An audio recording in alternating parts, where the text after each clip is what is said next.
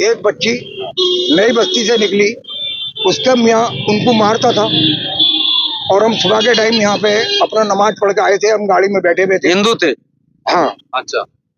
तो वो बच्ची जो है रोती भी जा रही थी, मैंने उसको रोक लिया। हाँ। मेरे बेटे क्या बात है, बात बताओ। कितने साल के थे?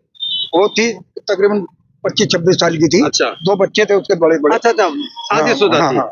अच्छा। अब उसको मैंने रोक लिया, मैंने बेटा क्या बात है, बात बताओ। तो मैंने इतना पूछा उससे और बच्ची जो रोने लगी और ज्यादा। मैंने बेटे यहाँ बैठ तू। मैंने उसको गाड़ी में बिठा लिया। गाड़ी में बिठाने के बाद में उस बच्ची ने मेरे अंदर कुछ देखा और देखने के बाद वो बच्ची मेरे सर कंधे पे सर रख कर रोने लगी। हमने भी उसको हाथ के हाथ अपने बाप का दर्जा दे दिया उस बच्चे को। हाँ। मैंने तू बेटी तू फिक्र मत कर, तेरा पूरा समर्थन मैं करूंगा, पूरा साथ दूंगा तेरा। मैं तेरा आदमी कहाँ है कहाँ नहीं है उससे मुझे मुराद नहीं है, लेकिन खर्चे से तुझे परेशान नहीं होने दूंगा। 3 महीने तक वो बच्ची मेरे पास आती रही जाती रही, मैंने उसको रोक लिया, बच गई वो। चलो जी, अब ऊपर जाने के बाद में क्या करती क्या नहीं करती वो उसके ऊपर चढ़ रहे थे कहीं ये मरने के नहीं जा रही थी। अच्छा। तो मरने के नहीं जा रही थी। सुबह का टाइम था। अब वो जो मैंने उसको रोक लिया, रोकने के बाद में उसको मैंने समझाया बुझाया, उसकी समझ में आ गई। अब उसको मैंने 3 महीने तक पूरा खर्चा दिया। अच्छा। हाँ, पूरा खर्चा उस बच्ची को मैंने दिया। मैंने कि दूध पानी का जो भी खर्चा तेरा मुझसे ले, मैं दूंगा, तो फिक्र मत करे। उसका आदमी 3 महीने के बाद आता है।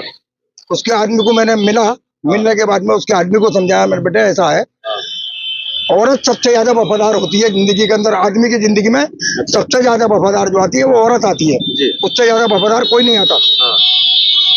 तो मैंने उस बच्चे को समझाया, समझाने के बाद में वो बच्चा नहीं समझ में आ रहा उसकी, लेकिन उसके साथ वही शराब पी रहे और मारे उसको बच्ची को। अब मैंने बेटा इससे ज्यादा तो मैं इसके साथ में कुछ कर नहीं सकता भाई, मैं तो मार पिटाई कर नहीं सकता। अब ये मेरा दामाद हो गया समझ ले, तो ये मैंने बेटी माना है।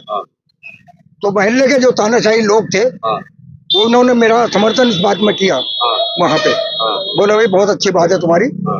तो वो बच्ची, ये इंसानियत का पैगाम है। तो वो बच्ची मेरे बारे में मतलब ये है कि रोने पीटने लगी, जैसे कि अपने माँ बाप के चक्कर में रोते पीटते लोग। तो बच्ची कहने लगी पापा मैं घर जा रही हूँ। मैं बेटा घर जा रही है तो ठीक है अपने, लेकिन यह है कि तू खुश रहे जहाँ भी जा रही है। तो वो मुझसे मिल करके वो चली गई अपने घर।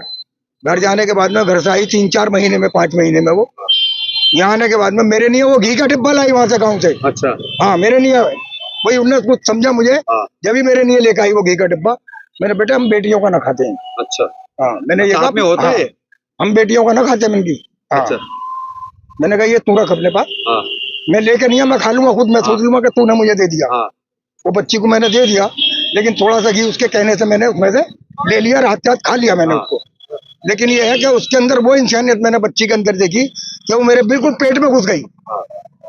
इतनी बड़ी इंसानियत उस बच्ची के अंदर देखी मैंने, वो मेरे पेट में बिल्कुल घुस गई।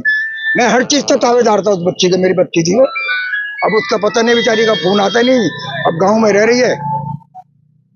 भाई ये कि लोगों के अंदर ये भावनाएं होनी चाहिए। तो यानी आपको, हमें ये लग रहा है कि कहीं ना कहीं आपने उस बच्ची को, उस जो लेडीज है उसको सहारा दिया और कहीं ना कहीं उसको जो आत्महत्या करने की हो सके कोशिश करे उसको बचाया।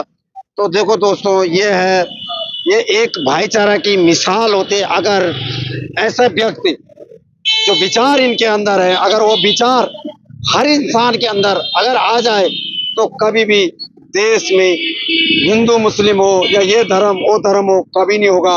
और हर इंसान एक अमन चैन की शांति से रह सकता। आपने देखा होगा कि चाचा ने किस तरह से कहानी बताई कि हम उस बच्चे को अपनी बेटी का तुरंत छोड़ते बेटी का दर्जा दिया और 3 महीने तक उसका खर्चा चलाया। उसके बाद वो घर गए और अपना जैसा भी है संभाल रही है। तो ये होती है इंसानियत।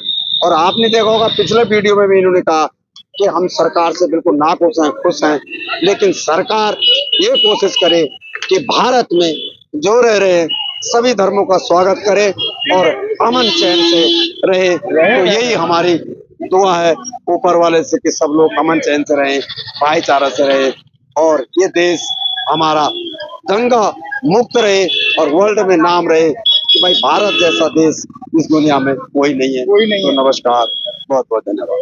थैंक यू चाचा।